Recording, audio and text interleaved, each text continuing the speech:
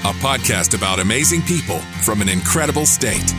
Amazing Arizonans with Mike Broomhead. This edition of Amazing Arizonans, I couldn't be happier. Jerry Colangelo. Mr. Colangelo, thanks for doing this. My pleasure, Mike. Nice to be with you. We've got to start in the beginning, at least the beginning for the Valley, and we got to go back to the days of the Phoenix Suns and the Madhouse on McDowell. And how did that start? I mean, in your mind, how was that going to begin? Well, it begins with the fact that Phoenix was awarded a franchise by the NBA. There was a little bit of number of new teams coming in, new cities being awarded franchises. And 2 years earlier, in 1966, I was part of the Chicago Bulls startup in Chicago, and then was asked to come to Phoenix in 68 to start a new franchise. And this was an old Wild West town back then. And it was interesting. I had the opportunities to stay in Chicago with the Bulls. Milwaukee was the other expansion team along with Phoenix, and I was offered the GM job there. I was a young guy at 25, going on 26, and there weren't many people with experience. There were only 9 teams in the NBA before Chicago was awarded a team. So my timing was perfect in the sense of having opportunity. Didn't know that all these things were going to take place. And I remember coming here for a visit, having the Chicago and Milwaukee opportunities there. I landed in Phoenix on a day it was 20 below at O'Hare, and I smelled orange blossoms for the first time, and I saw an interesting thing. I saw the Wild West, so to speak. There were 700,000 people in the entire valley back then in 1968. And but I also saw an opportunity like painting your own portrait. There wasn't any history to overcome. This was really going to be a great opportunity. And during the course of the day and seeing the Madhouse on McDowell, before it was called that, it was a new Coliseum with a one-year history. The hockey team, the Roadrunners, had been there for 1 year in the Western Hockey League. And, for example, they didn't even have dressing rooms, locker rooms. I mean, literally, they had a couple of rooms where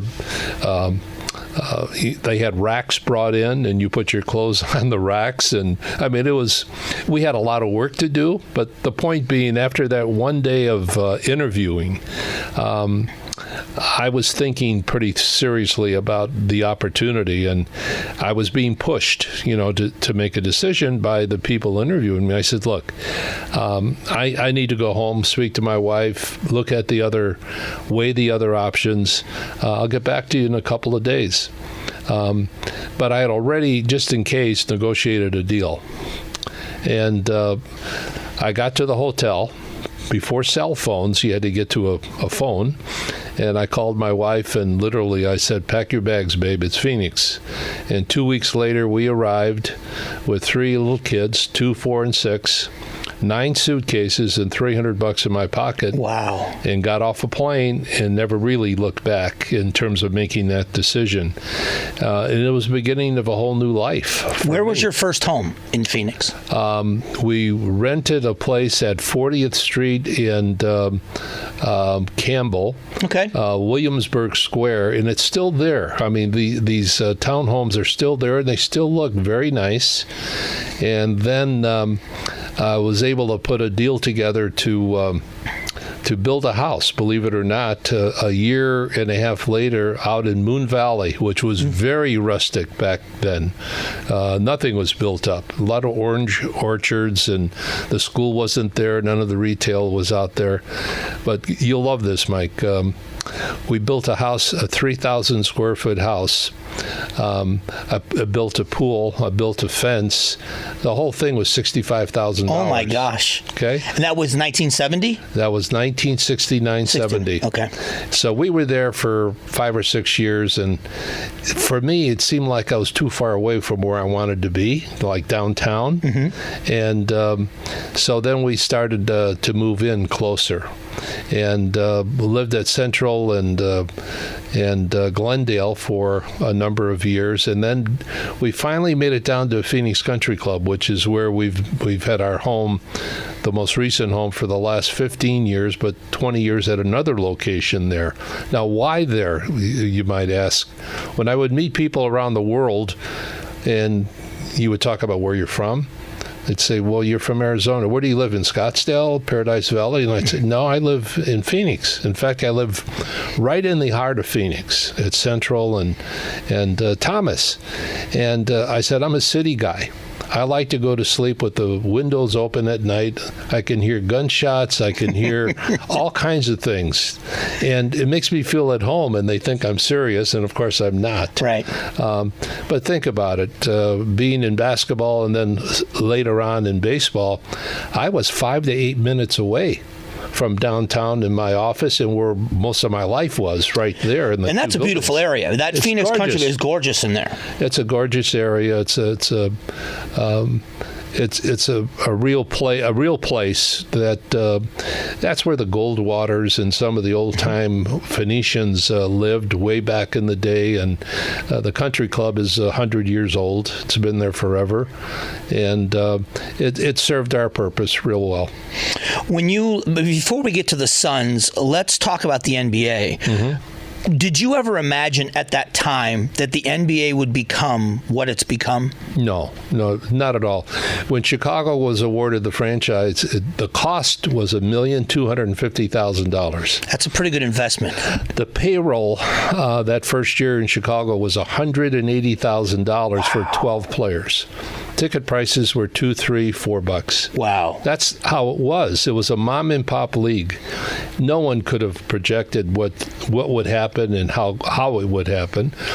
2 years later, when I went to Phoenix, the cost of the franchise was $2 million. Our payroll was about $250 that first year with the Suns, $250,000. So you can see that was then, and you can look at where things are today, but it all really escalated in the last 20 years, big time. Were the Phoenix Suns, were you well received here in the Valley from the very beginning, not just from a fan's point of view, but an investor point of view and season tickets and all that stuff? Was it right away, was it a success? I'll say yes, but very, very specifically, we were 16-66 that first year as an expansion team. We lost the flip of the coin for Kareem Abdul-Jabbar. It went to Milwaukee. During that offseason, that first offseason, I signed Connie Hawkins out of the ABA, drafted Neil Walk, who went on to be a good center in the NBA, traded for Paul Silas, who was a big-time power forward. We had Gail Goodrich, we had Dick Van Arsdale, etc. I fired my good friend, Coach Johnny Kerr, at midseason and sat in myself to coach the team. We made the playoffs in our second year. We won 39 games. It was the biggest turnaround in the history of the NBA, going from 16 to 39. We had the Lakers down in the first round of the playoffs when they had Jerry West, wow, Elgin Baylor, and Wilt Chamberlain. And we were up 3-1 in that series. And they came back to beat us, and I could at least laugh about it now and say, well, with any coaching, we might have done a little better. But so I would say we established ourselves quickly. And I think part of what happened here is that the fans really bought into, they trusted me. They really did in terms of what was being said, how we conducted ourselves. In fact, my first real public announcement when I was introduced as the general manager, the youngest in professional sports at the time, was the community owes us nothing. It's up to us to earn the respect and support of the community by how we conduct ourselves, not only on the court, but off the court, in the community, how we contribute to making it a better place in which to live. And it never changed all those years. You know, we built kind of a family atmosphere with all of our people. We had thousands of people who worked for us full-time, part-time. It was an exciting time for me as a young person to start something from scratch and see it build and grow. And I felt we were ambassadors for the city of Phoenix and the state of Arizona. It's interesting you say that, because my next question was going to be about that piece of it. Is you've always had people that were easy to cheer for. They were good in the community. I was going to ask you, was that a part of the equation? And so you've already answered that. But how much were you willing to sacrifice to make sure you had not only great players but great people? Well, we're a product of our own experiences. And I was blessed to have some physical ability and participated on a high level in terms of basketball and baseball and had professional opportunities, etc. So I thought I had a pretty good feel for what it takes to be a winner or to build a team, and we just tried to be consistent. And if you say one thing and act out differently in terms of your conduct, people will lose interest in you and support of you and won't trust you. And so, I had my own criteria and what I expected out of people who were alongside me, working with me, and expected players to respond a particular way. Those were that was my motivation, and I was consistent with that. In fact, over the years, people know who followed the Suns in particular, there were times when I moved players because of issues and problems that didn't fit in. When I moved here in 1995, I came from a small town in southwest Florida, Fort Myers. There was no professional basketball team near us. The closest team was the Orlando Magic. Right. My first NBA game, I got to see the Orlando Magic play the Seattle Supersonics. So it was Shaq and it was Sean Kemp. Yep. And I was blown away at how such big men could be so athletic.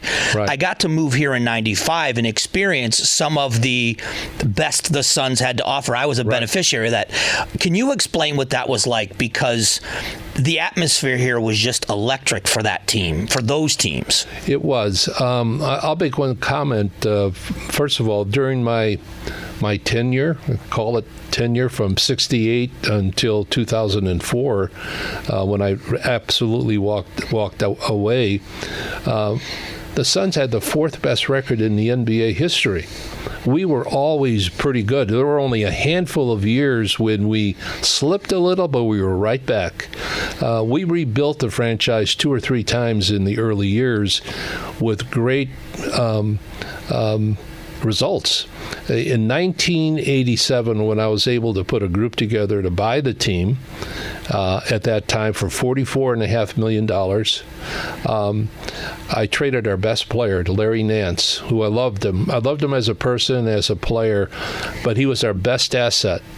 And we traded him to Cleveland for some young players and a draft pick. The players were Kevin Johnson, who had 1 year under his belt, playing behind an all-star guard, Ty Corbin, who was a bench player, and Mark West, who was a backup center, and a first-round pick. So with those players and the draft pick turning out to be Dan Marley, and I signed Tom Chambers during the first unrestricted free agent in history that offseason, we went from where we were in terms of a record, 20-some wins, to 55 wins in the conference finals in 1 year. So that was a total rebuild real quick. It's much more difficult today with the rules as they are to turn things around that quickly. It takes much more time to get it done. So I would say that we had a great opportunity to win a couple championships, maybe 3, but it wasn't in the cards. Now let's talk about 92, 93. Yeah. We opened a brand new building. We were sold out for the season before we played our first game, before we acquired Barkley that summer. We had a new coach in Paul Westphal, and we led the NBA with our record from day one to the end of the season, and it was a magical year. Charles Barkley had an MVP season. The city caught fire, regarding the new building, the sellout crowds, everything was like perfect, it seemed. We play the Lakers in the first round at home, and we lose the first 2 games. And we're on the verge of being eliminated after all of what I just said. And we go over to L.A. to play the next 2 games, and Paul Westphal, who was a terrific player and an excellent coach, we had a lot of years together, he made a comment. He says, look, we're going over to L.A., we're going to win game 2, we're going to win game 1, and we'll win game 2, and we're coming back to Phoenix, and we're going to win here, we're going to go on. That's exactly what happened. And we were that close to not, in game 3, to not moving forward. Yeah. So it was an incredible opportunity to go further, but unfortunately, there was a guy named Michael Jordan, that name, playing in Chicago, and Scottie Pippen, the 2 of them, and then of course they had an excellent team. They had a great support group, and they beat us in the finals, and that was a big disappointment for me, because it's interesting. I've always been motivated to win from the time I was a kid in anything I participated in, and that was my goal, that was my objective. In high school, the only thing I wanted out of life was to win a high school basketball championship. And on the night we were eliminated by a shot that went in, that didn't go in, that went round and round, and it was right at the buzzer, we lose by 1, and we were 27-1. And, to me, the world ended that night. Yeah. The next morning, I found out the sun did rise and life did go on. And so you have a scar. You get a lot of scars along the way. And so, but it emboldens you for the next opportunity. Why did I go to Kansas University? Because Will Chamberlain was there. And I figured we could win an NCAA championship. And I had over 60 offers for college basketball, and I chose Kansas over Illinois and Notre Dame and Michigan, who were my other 2, 3, 4 choices that I was interested in, and got to know them, lockered next to them. Freshmen were not eligible back then, so I had to sit up and practice with the varsity every day. Learned a lot along the way, and then transferred to Illinois when he confided in me that he was going to sign with the Globetrotters for $75,000 in 1957. And I said, well, I'm going home, because being in Lawrence, Kansas was just like being on the moon coming out of Chicago. Yeah, right. And I went to Illinois and met my wife of 62 years when I got there. Was captain at Illinois and had a nice little career. And but the interesting thing is, going back to my roots, so to speak, the name identification was there, like in the Chicago media and so forth. And so after graduation, I had opportunities to go into business and management training programs, coaching, teaching, which I thought I might do. I went into a small business with a buddy of mine back in the old neighborhood. I played semi-pro ball for $50 a game, which kept me going. But after 3 years, I wasn't going anywhere. Right. And then I met someone who had a dream, and his dream was to bring pro basketball to Chicago. And the first time I called him, he says, "Oh, I remember you. You played at Illinois." Bingo. That was the connection. Connection at home. And so 6 months later, we had a franchise, and we named them the Chicago Bulls. You get a kick out of this. He and I, Dick Klein by name, were on Rush Street at a restaurant, one of his favorite restaurants in Chicago, and we were 2 weeks away from the owners in the NBA from making a decision. I mentioned earlier there were only 9 teams in the NBA. We were going to be the 10th team if awarded a franchise. So Mr. Klein says to me, he says, "Jerry, we don't even have a name. We don't even know for sure where we can play." I said, we can't play at the stadium because the Wirtz family that owns the hockey team said no. They didn't believe basketball could make it in the city of Chicago. The only other arena at that time was the amphitheater, the old stockyards. I mean, it had a stench, really did. It was a smaller arena, needed a lot of work, but that was it. That's what we had to offer. And he said to me, what about a name? And I said, well, Dick, I know the newspapers like short names, Cubs, Sox, Bears. We're going to be at the amphitheater. That's where they slaughtered the cows and the sheep and whatever else.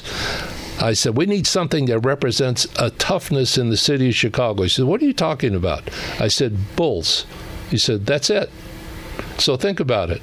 Companies spend millions of dollars right to do just that. It only cost a steak and a couple of drinks, and we had a name. And you came up with a name. Yeah, that's correct. I've learned a lot about you, but I did not know that about you. Yeah, that's one of the things. Well, there's a lot of things we do know about people, and a lot of things you don't know. But that was my beginning. The reason I say some of those things is that you don't know how it's all going to go. I was on Cloud 99 to be part of an NBA franchise at a young age. It was interesting. I was playing in a league, a pro league, called the Midwest League. I was the only white guy on an all-black Chicago team at the time, and I got traded during this quest of trying to get an NBA franchise. I was still playing in this league, but I got traded to Holland, Michigan. And on the day that the announcement was made by the NBA owners, Mr. Klein, who was in New York, calls me at the offices in Chicago, and he says, "We're in. We got it." No one in Chicago knew what we were doing. It was all under wraps. Wow. And so as soon as he said we're in, I had some things. I had a lot of work to do. I had a game in Holland, Michigan that night in a snowstorm, and we were playing the Chicago team that had just traded me, and I really wanted to play in this last game. I knew it would be my last game. And so I sent out a telegram to all the media, and it said an important sports announcement of both local and national interest will be made tomorrow morning at 9 a.m. at the Water Tower Inn. Signed, the Chicago Bulls. Nobody knew who we were. So now fast forward to driving around the lake, and those are people who know Chicago and the Midwest, the lake effect with snowstorms. Sure. in the winter. I got to the site, played in the game. Didn't say anything to the guys, in the locker room before the game about what was going to be announced the next day, because a number of the guys I was playing with were that close to being in the NBA, but only 10 players a year made it. That's how tough it was to get into the NBA. So we play the game. We go into overtime. I had a great way to finish. I had 37. I hit the game winner. I get in the locker room, and now we're all celebrating a big win. And my buddy from Illinois, Manny Jackson, who went on to be the owner of the Harlem Globetrotters, who I played with at Illinois, he was 2 years older than me, he had my valuables. He didn't know it, but they were in a bag. He took the bag when I didn't have my keys, my money, and I've got to get home in a snowstorm. Wow. And get to the Water Tower Inn for that announcement. I finally get home. No shower, change clothes, continue on, and I had news releases already made up. And at 9 o'clock, I was there passing out the news releases. That's how I broke into the NBA. Did the media receive the Chicago Bulls well? Yes, very much so. Funny story. We had we wanted to make a splash, so I have to say I leased a live bull, put it on a flat car, and Johnny Kerr, who was going to be our head coach, and Dick Klein and myself, we were all in cowboy hats for whatever reason. We had a live bull on this flat car. We went down Michigan Avenue, the main drag in Chicago, at midday, and we're throwing out pamphlets to sell season tickets. I think we sold 4.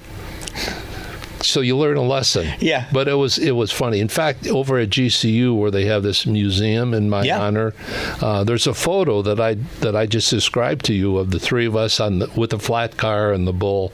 It's a great memory. I interviewed Dan Marley in that museum. That was a lot of fun. Thank you. So do you keep in touch with, let's say, the new owner of the Suns, Matt Ishbia? Have you had conversations with him? Did he seek you out for some advice, maybe? Yeah, he did early on, and I appreciated that very much. We've had conversations.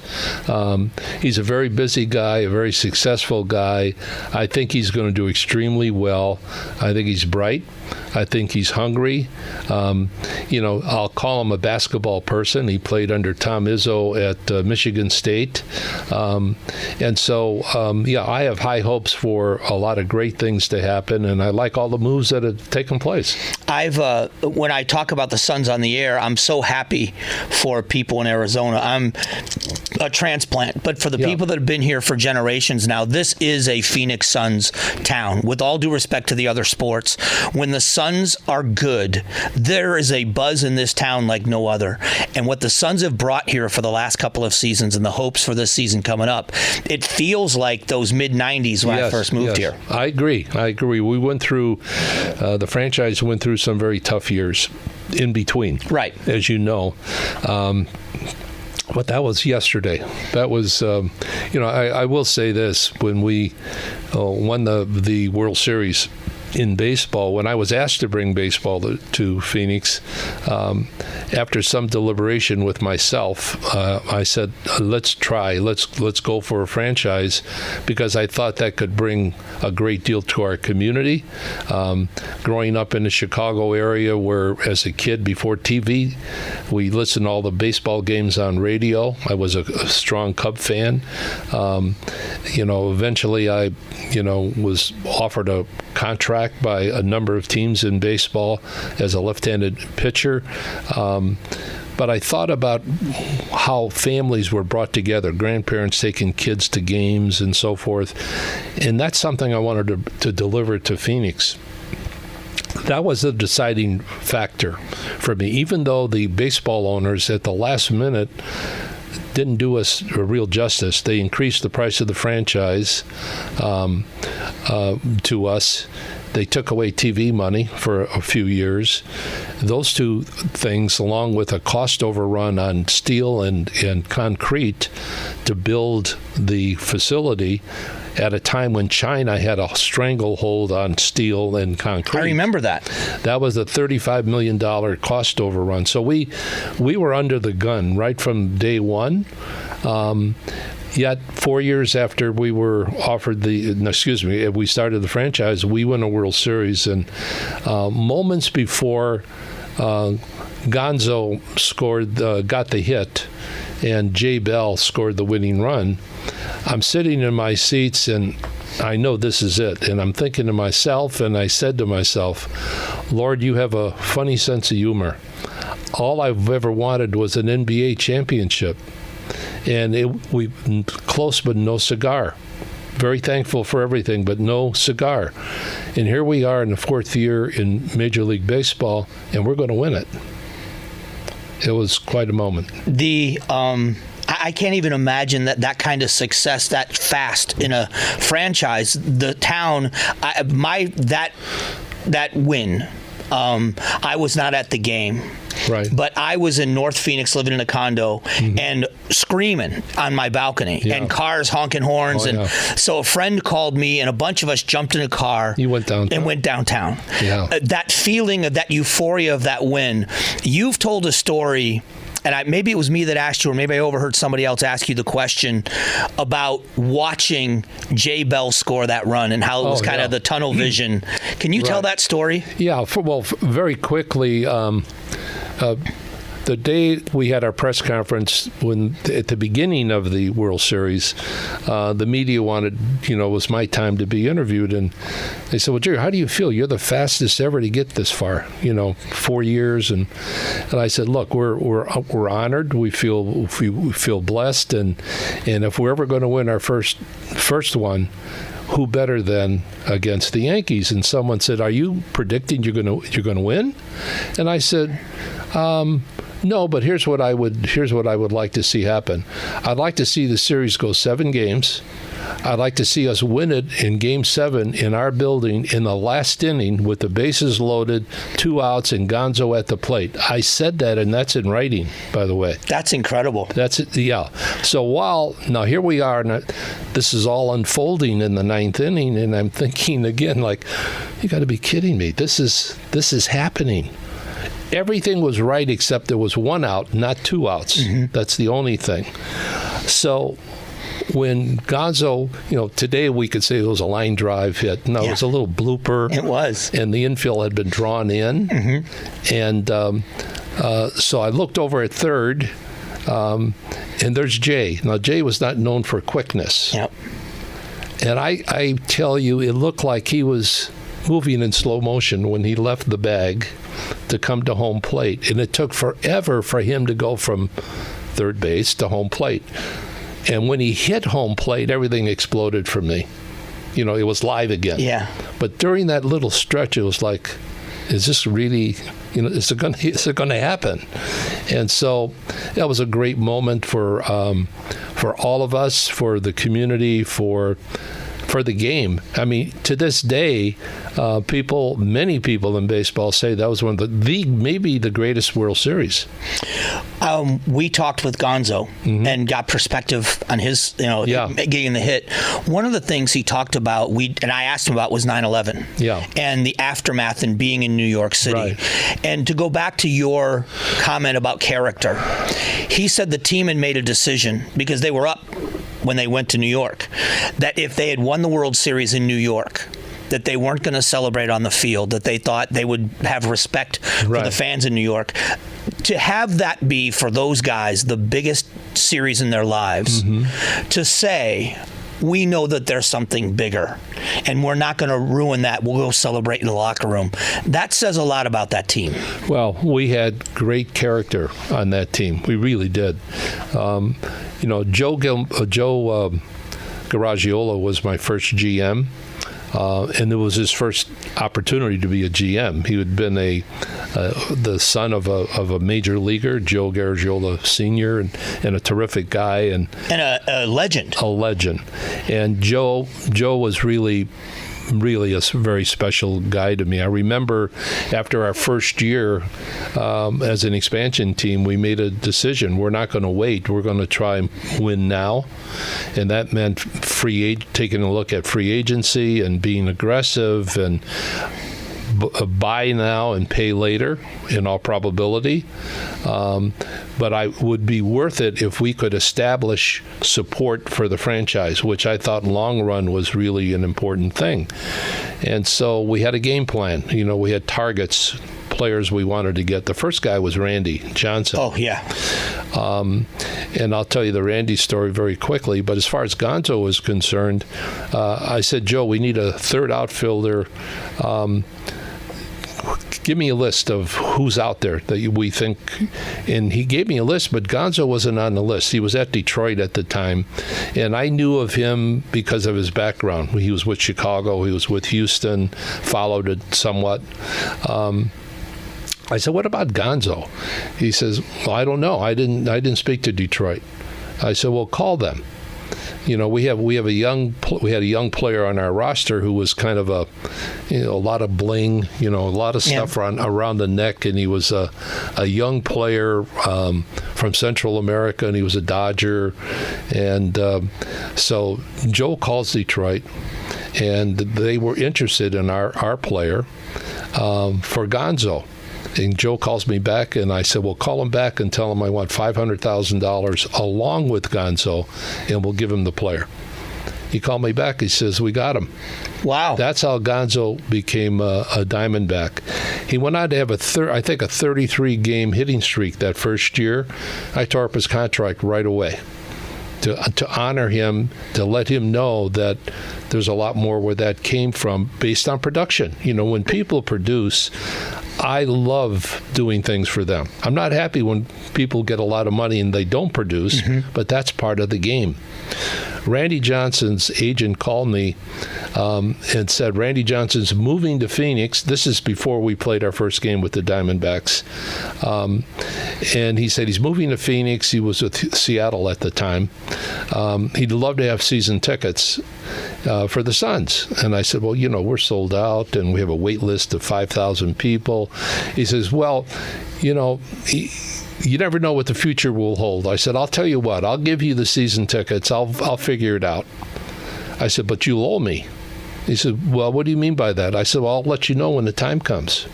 So he becomes a free agent, and now he's going to meet with, a few teams.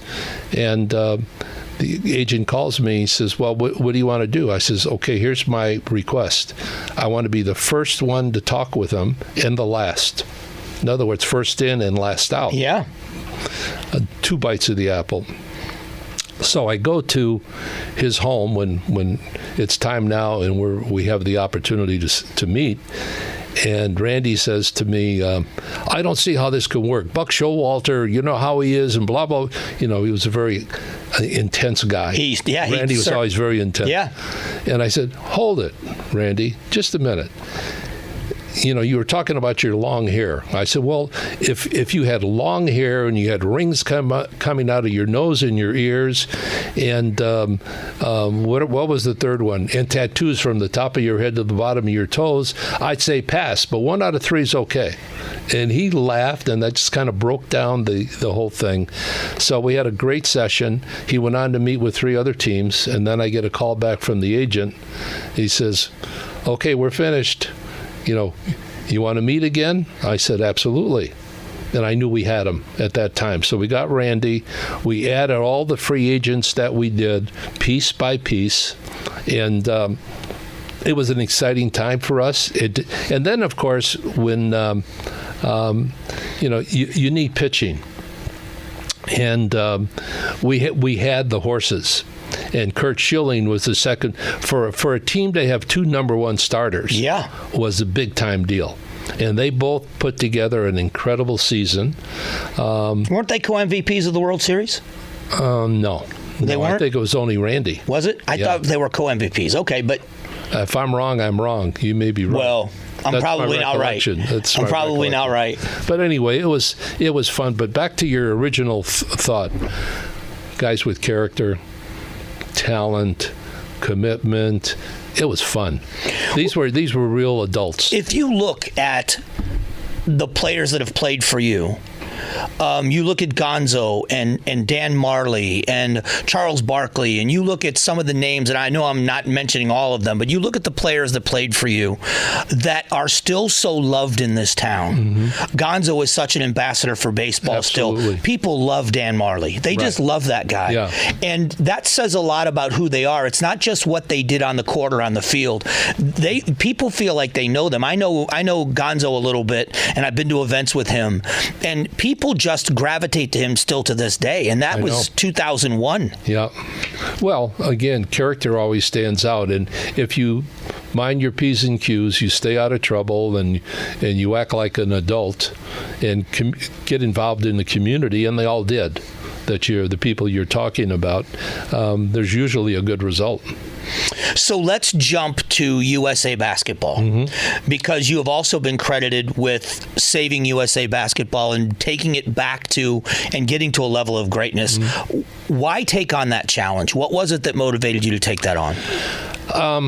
Well, 2004, I have to go back to 2004.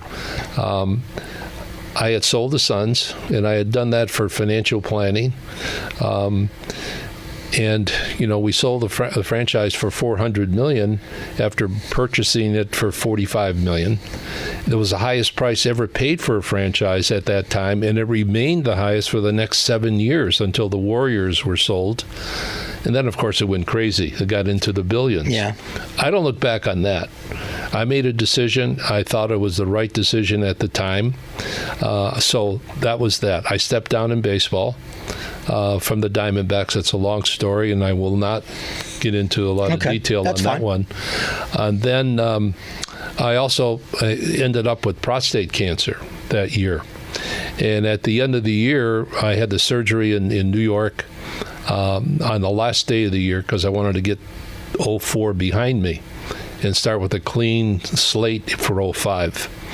I'm recuperating at home after spending a few weeks in New York after surgery, and David Stern, the commissioner of the NBA, called and checking on me, and he said, "Look, would you take over USA Basketball?" And I'm an instinctive person. I kind of know in advance what my answer is before I'm asked the question. I don't know why that is. And I said, yes, but I have two conditions. He said, what are they? I said, one, full autonomy. No more committees. I pick the coaches. I pick the players. He says, done. What's number two? I said, I don't want to hear about a budget. And he ran it, and because that was his. Right. I let him go, and I said, David, are you finished? He says, yeah. I said, it's still number two, but don't worry about it. I will raise the money in sponsorships and stuff like that. But if I'm going to do this, I'm going to do it my way, and I'll spend what I feel I need to spend to get the job done. And that was it. Now, why did I do that? My time, I was available. Let's put it that way. I had other interests, financial interests. I was in real estate and stuff like that. But my life and my passion has always been the game. Basketball, baseball, etc. And so I had thought about very quickly, representing your city is one thing. Representing your country is another thing on the international stage. And the state of affairs for USA Basketball was down. In 04, in the Olympics in Greece, it was a bad showing. Not only finishing third, but how they played, how they acted. It wasn't classy. And so very quickly, I knew in my mind we had to change the culture. We had to turn things around. We had to gain back the respect that we once had worldwide. But how do you do that? You do that by showing respect for everyone else. I had a choice I brought all of the former Olympic coaches and some of the great names of basketball. You name them, he was probably there in Chicago when I called a meeting in early 05, because I wanted to pick everyone's brain. They all were there out of respect for me and vice versa. You are all Olympians. I want each of you to talk about your experience. I want you to tell us what you think needs to be done, blah, blah, blah. It was a great day. If you were a fly on the wall, a basketball fly, that was the greatest wall in the world to hear and see all these people. The Magics and the Michael Jordans and the Jerry Wests and all the great coaches. And by the way, when we went through, like the players, position by position. I wanted to hear what their thoughts were. We're all very close. We all had, on the coaches, it was interesting. I had a list of college coaches and pro coaches. Now, Dean Smith, who was the coach at North Carolina, was a former Olympic coach. And when we were talking about the college coaches, and Dean Smith said, his biggest rival, Coach K's biggest rival, he says, there's only one college guy up there who could get the job done because they all respect him, they all know him, and that's Coach K. That was a seminal moment for me to hear something like that. I'll always remember him doing that in recommending Coach K. But those were my two picks before the meeting, were Coach K and Popovich. Yeah. And as it turned out, that's where everyone was. So started the journey. I picked Coach K. I met with each player that I wanted to meet with and basically said, here's the state of affairs. Here's why I'm doing this. I don't know how much you know about my background. They all did. I came from the same side of the street, same side of the tracks. I get it. I understand it. And I enjoyed a pretty strong, positive position in the minds of the players in the NBA at that time. They wanted to come. They wanted to play here. They knew they were going to be well compensated and cared for as people. And so, but I had a little litany I had to get through, and I said, look, I'm going to pick 12 guys who can do the following. And if you want to be considered, here are the 4 things. 1, 2, 3, 4. If you can't do any one of those, you're out. and I will find 12 who are going to fit in. Well, very quickly after I just met with a couple, the word spread. The guys all talk anyway. And so I didn't have any issue getting the players to play that first time. But it was fun.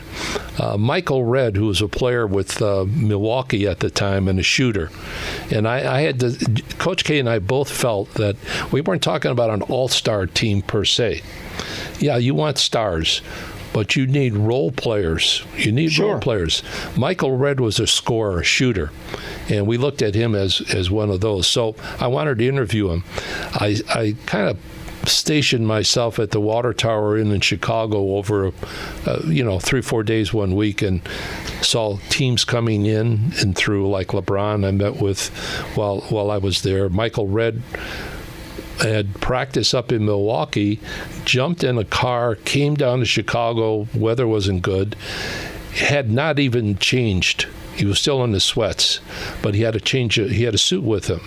He came to my suite. He excused himself, went into the washroom, and put a suit and tie on for the interview. Things like that make a big impression. Sure. And so, if you could start with talent, and immediately right alongside is character. And if you kind of stick to a formula like that, you can't eliminate all the issues or problems, but quite a few of them. So that successful run with USA Basketball, when you look at what was accomplished there, how does that rate? Is it comparable to anything else you've done? Well, let me just, we never even said what took place. We won in 2008 in Beijing, 12 in London, 16 in Rio, 21 in Tokyo. Should have been 20, but COVID pushed it out. But let's go back to 2008, because we had put all this work into building something in anticipation of the 2008 Olympics. And Kobe played for the first time with, he had just scored 81 points in a game, and came to Phoenix, and he and I met in my offices at the arena, and I was just going to put him on.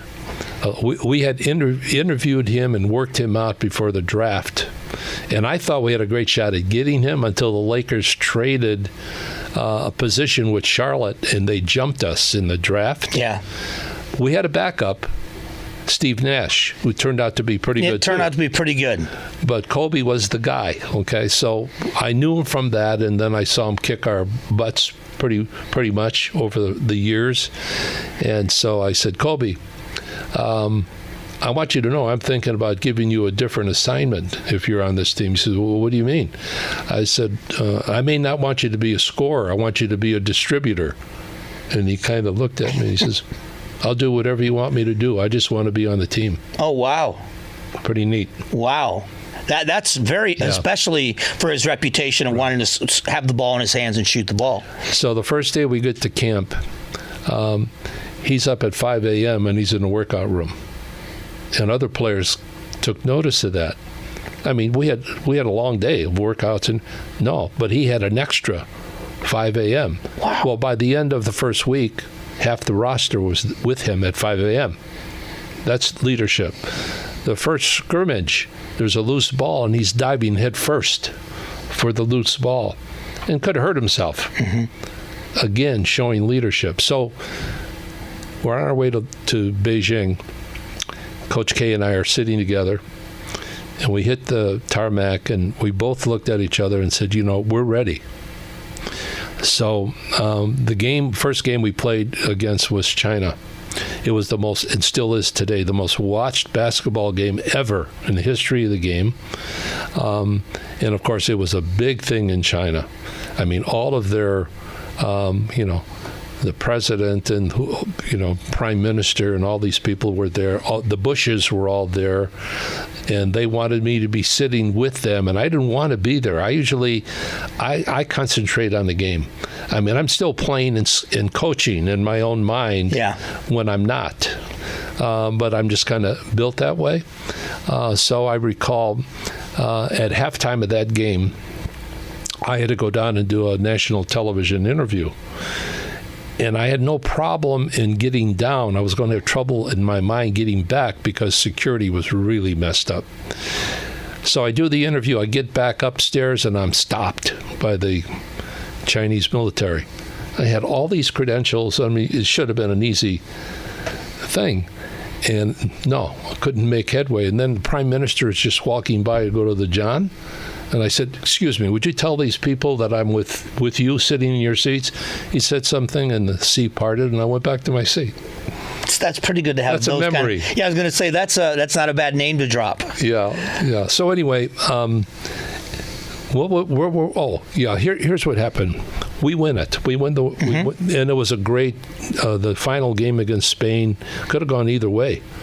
Although we had beaten them by 25 in an earlier round, they were ready for us in the championship game. And Kobe and Dwayne Wade in particular were the guys who got us to the end. So it was over. I remember Coach K and I hugging on the court right after the game. He gave me a big kiss on the cheek, and we were all embracing. And I said later on, very few people have the opportunity to have a game plan, watch it perfectly executed, and get the desired result. And that all happened with the medals being presented, the Star-Spangled Banner being played, and the flag being lifted. I mean, it was an unbelievable moment. I would think that would be one of the most patriotic moments Absolutely. for me, to realize that your entire country is supporting Absolutely. you. I don't know how many hours it was getting back on our charter, 16, 18 hours.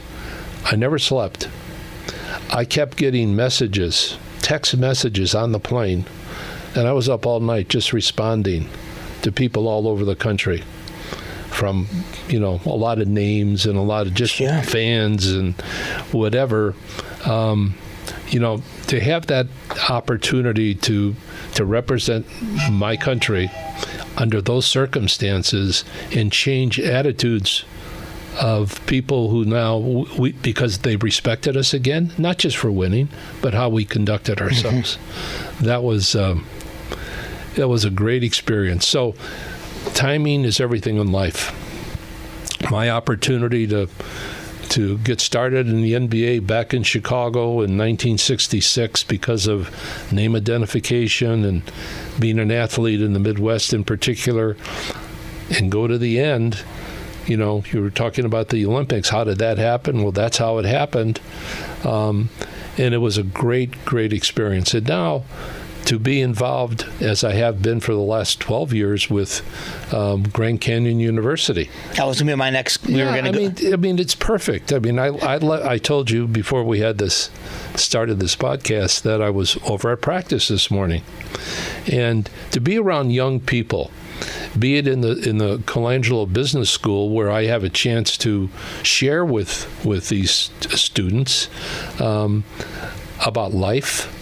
And, I'm a practical person. I'll say things to them like, put down your iPhone, put down your technology.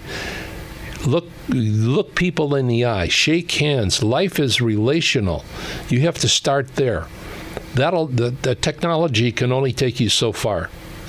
So that's one thing. Don't be afraid to fail.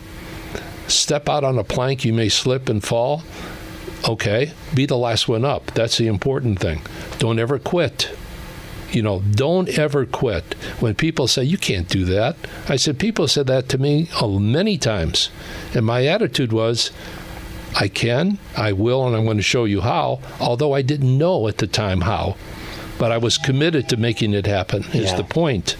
So success in life is an attitude as well as anything else. You got to work harder than everyone else.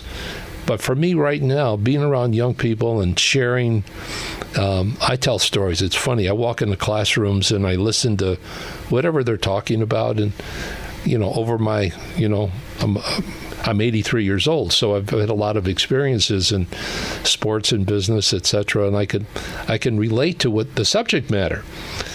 But I'll interrupt and I'll tell the story or two.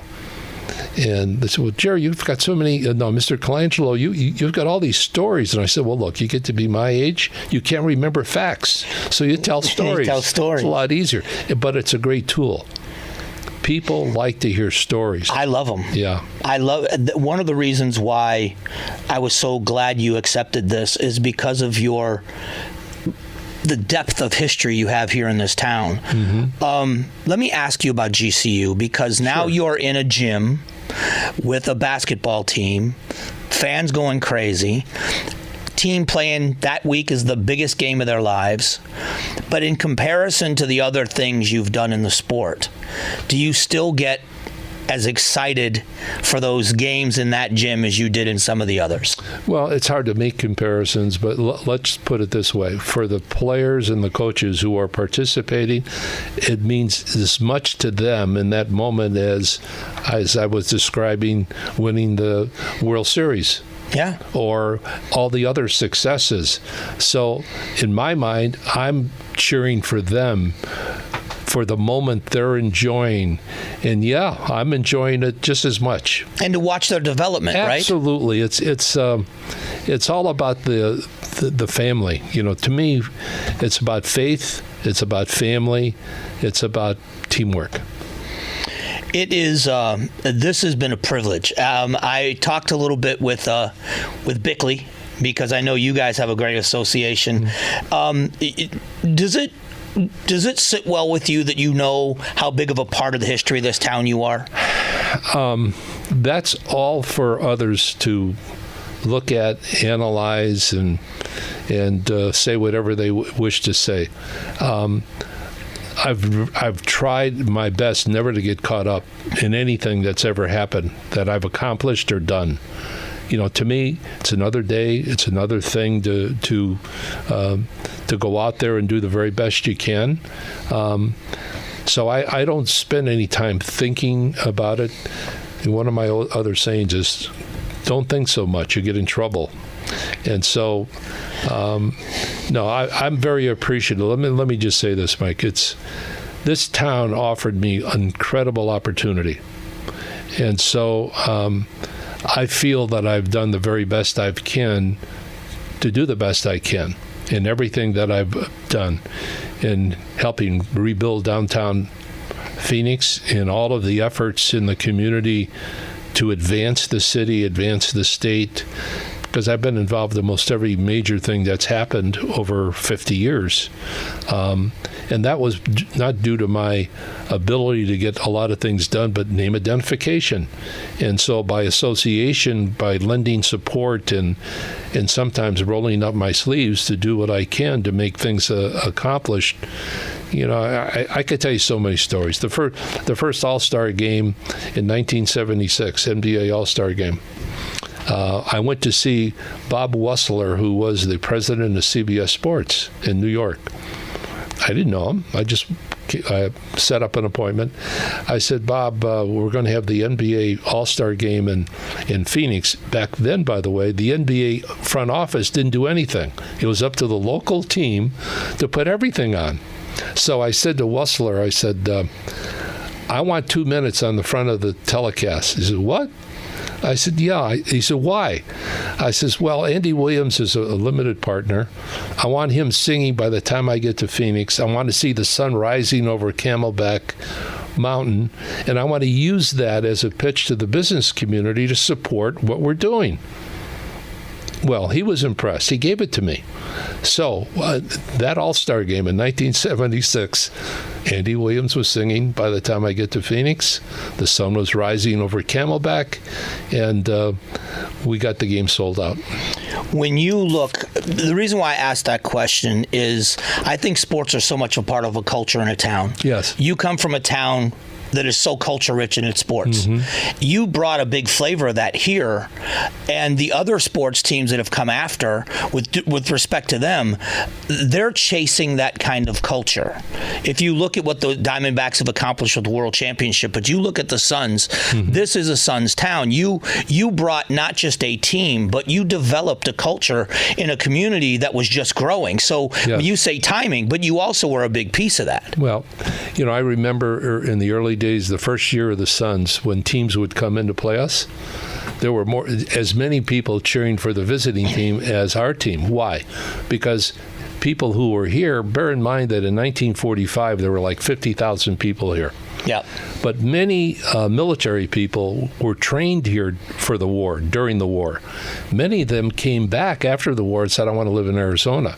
So all of a sudden it was a big splash in I was going to say attendance, but population went up quite a bit. And so, the people living here, therefore, had allegiances to their teams back in their hometowns. Sure. And it was and I said this to some of my people. I said, okay, someday they're not going to be able to get in the building because they're going to be all Phoenix Suns fans. Right. And eventually you get there. But how do you do it? Day at a time, step at a time, building the culture, running your program the way you should, winning, having good people, and over a period of time. Now you're into the fourth generation of fans. That's why it's a Suns fan, Suns town. Anecdotal evidence, but we do an event every year at the Wildlife World Zoo out in the West Valley for firemen and for police. It's called the Red and Blue Day at the zoo. Yeah. And at the event, all of the mascots of the major teams showed up. Yeah. And behind a gate is the Suns gorilla. When he steps out, even those little kids go crazy. Yeah. That's just a sign of the culture and what he stands for in this town. Do you know the story on how we ended up with the gorilla? No, I would love to hear it. So one day we had a game at the Madhouse on McDowell, and there was a company called Eastern Onion, which was a promotional company. And they had caricatures and animals they sent out for events, like to celebrate someone's birthday or whatever. Okay. So here comes this character in a gorilla outfit to a game, and during the game he went to the seating area where this person was, and he started, it was a happy birthday, kind of a show. But I was kind of taken by how the fans just kind of took to this creature. So I said to my promotion guy, I said, call Eastern Onion. Tell them I want to use this guy, use the gorilla, and we'll pay, whatever it is that blah, blah, blah. He got back to me, and the guy said no. He said, no, why? He says he didn't want to share him. I said, well, now you call the gorilla and tell him I want to see him. So you got the guy. I made a deal with the gorilla. The guy who lost out was the guy who had the gorilla. Right. And so to watch how he became such an iconic feature and a part of our whole thing, our theme, was amazing. And were mascots big in professional sports then? No, just starting. The gorilla was the number 2 mascot to make the Hall of Fame. The Mascot Hall of Fame. First one was the San Diego Chicken. Really? Oh, yeah. What about the Philly? Yeah, but that came later. Okay. Oh, it did? Okay. Yeah. It's such an incredible story, but again, it's an indication of the influence in the culture. Yeah. So what's next? Like, what are you working on now? I mean, GCU is an amazing place and what they're accomplishing. Is there something else that you're working on? Are you other projects you can let us in on that's happening? No, except just the realization that at 83, you're in the home stretch. You don't know exactly, when you're making that final turn. So you want to finish strong, and to me that's important, and that's taking care of my family in every respect, in every regard, and preparing for their futures, and to leave a positive mark on everything I've done, and that'll keep me busy for the rest of the time I have. Let me, I was going to end it, but there's one other person I'd like to address, and we talked about this on the air recently. Al McCoy, what he has meant to the Valley, and again, person of character, legendary in what he does for a living, but also such a good man.